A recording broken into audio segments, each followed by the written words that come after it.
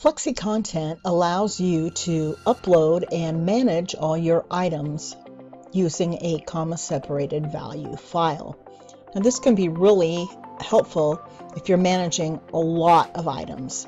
That way you can do all your corrections or create your content offline and simply upload it with a file instead of going through all these clicks that would be necessary if you were doing it quote-unquote by hand on the website. So this is an advanced task, and when you go to the content import, you can see the CSV file example here, and it also gives you some explanations down below.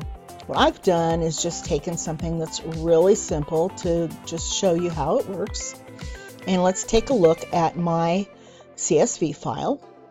This is the text version of my CSV file in a plain text editor.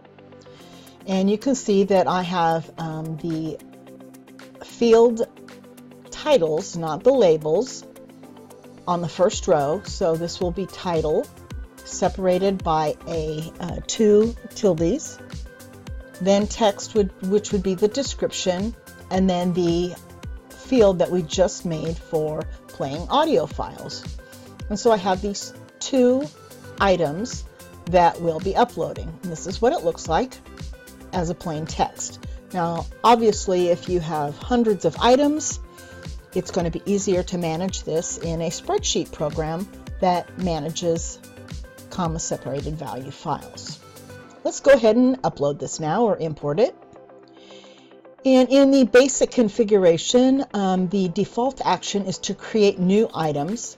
However, you can update items, and then of course you'd have a column or field with the item ID, and then you would retrieve the item ID from the Flexicontent area. The type needs to be selected, and you can see there's all sorts of other variables here as well. Category, you must select one. You can also, Flexicontent allows you to have a main and secondary category, which can also be added in your file. You can import tags and meta descriptions. Here you would put the folder. In this case, we have audio files that we have in this folder of our test site. I go ahead and I enable this. It just reduces errors. I also, if I'm having a lot of files, I change this to one per step, and that just makes sure that there's no errors. So let's go ahead and browse for our file. You'll see that I have the field separator of the two tildes. Now this has nothing in it, and this has my item separator, and actually I think I need to have it like that. Let's look.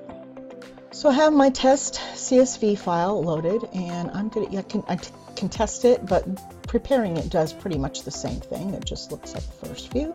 And it says there's 2 records and 3 column fields, and this looks pretty, it doesn't show any errors, and it would here. So let's just go ahead and start the import task. And it says 2 items have loaded, so that's great. Let's go back and take a look at them. And I have my 2 items loaded now, so let's go ahead and take a look at this one. And here is loaded my share, Gypsy, and the audio file.